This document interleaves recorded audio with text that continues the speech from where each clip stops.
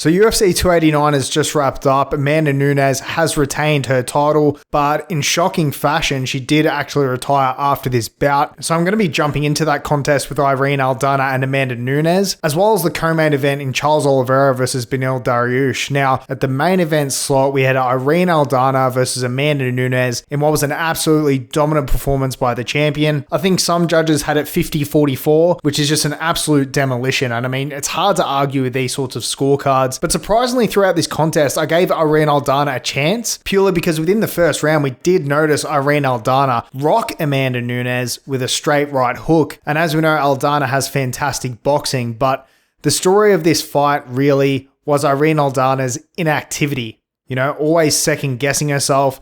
It looked like she was just reacting off Amanda Nunes' movements throughout the first 3 rounds of this fight.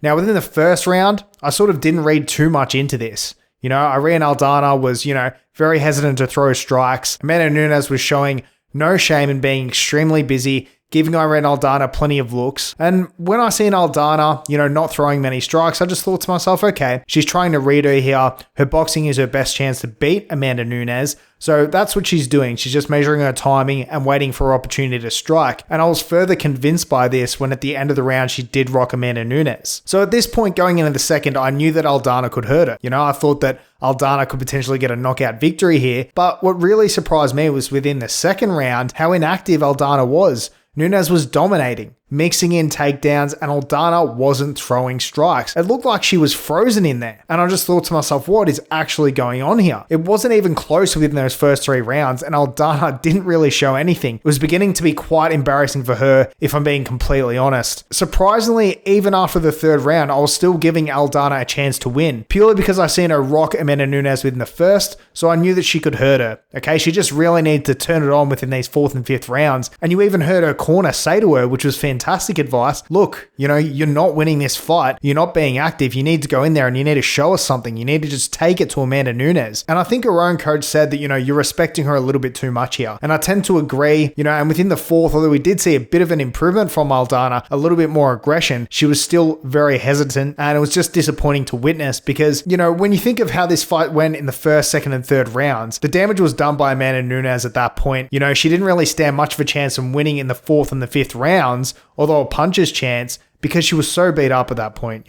Amanda was taking her down, exhausting her with her grappling, throwing in some kicks, some heavy leg kicks to Aldana, which she didn't like at all, and just absolutely dominated her from pillar to post. And in the 5th round, it was much the same, except Amanda Nunes decided to take her to the ground for a few minutes and just dominate the fight there and finish the fight safely to come out on top. But what was most surprising to me was Aldana's inactivity within this contest.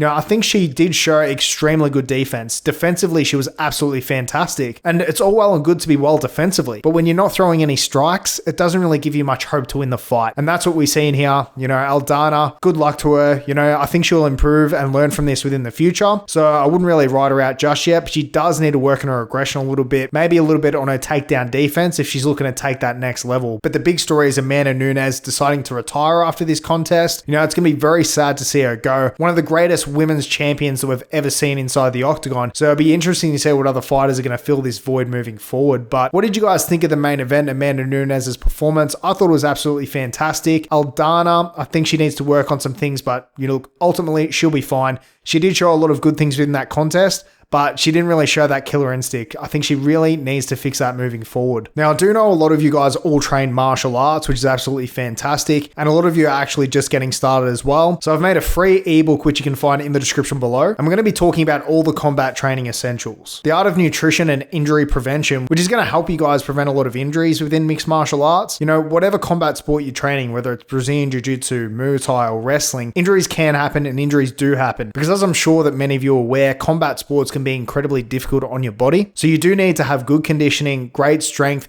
and a good nutritious diet to ensure that you can be doing this in your 50s and 60s. Okay, we're not talking about, being a professional athlete here. A lot of you guys, as well as me, do like training mixed martial arts for fun. It's great for self-defense, all these sorts of things. So I made this book to help you out. Things based on my personal experience, things that have helped me over the years be able to train at a high level. So this book will ensure that you guys do keep training at a high level for as long as possible, just so you can keep up with the young guys in training. And for the young guys that are watching, soon you're going to be an old guy, and you better get this down pat as quickly as possible. Your nutrition, your strength training, and all these sorts of things to ensure that you can continue to train this sport for a long time. So feel free to check that out in the description below. Now in the co-main event, we did have Beneil Dariush taking on Charles Oliveira, and this was a fight that I was excited about for quite some time. Both of these guys being fantastically well-rounded, both very good at grappling. I was expecting a very hard-fought battle here, but how wrong was I? Although I did think that Charles Oliveira was probably going to get the job done here, I didn't expect him to do it in the fashion that he did. Now, it was a quick first round finish, a quick TKO finish that went to Charles Oliveira. Now, the sad thing about this is that I love both fighters,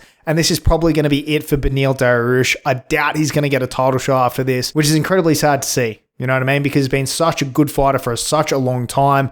We're going to have another Tony Ferguson situation on our hands, it looks like, having such a fantastic win streak, but just not being able to get that title shot. So I feel sorry for Beneil. Hopefully he can bounce back from this, prove everyone wrong, but he is getting a little bit older. But enough about that. Let's talk about Charles Oliveira's performance. He fought an incredibly good fight. Now, Charles Oliveira came out of the gates in this fight absolutely throwing bobs. Threw some fantastic jabs, some great leg kicks that rocked Beneil and caught him by surprise on multiple occasions. Now, Beneil did show heart within this contest, returning fire of his own, but he did seem to be exhausting a lot more quickly than what Charles Oliveira was. He seemed to just be a step behind the former champion. It didn't really last very long. Now, Beneil did make good on his promise here that he wasn't scared to go to the ground, and he did end up on top of Charles, throwing some vicious ground and pound for a while, but it didn't look like to me that Charles Oliveira was getting exhausted at all, that he was still controlling the tempo from that bottom position, and he was throwing some vicious elbows from the bottom as well. Now, when this fight did get back on the feet, Charles Oliveira caught him with some beautiful shots, another great leg kick, and that was pretty much all she wrote.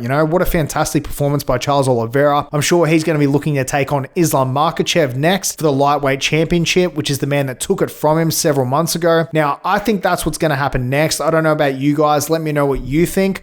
I know I've got Dustin Poirier versus Justin Gaethje, which is a fight that's going to be taking place soon. Feel free to check out that video in the description below if you want to hear my take on that contest as well. But fantastic from Charles. What a fantastic event. I know the card wasn't exactly stacked for this event, and a lot of people were talking trash about it, but I think considering what the card was and who was on it, I think it was ultimately a pretty good card, all things considering. And if you guys do like this sort of content, please feel free to hit subscribe, but only if you are interested in the latest MMA news. Thanks very much for tuning in, everyone, and I'll catch you all later.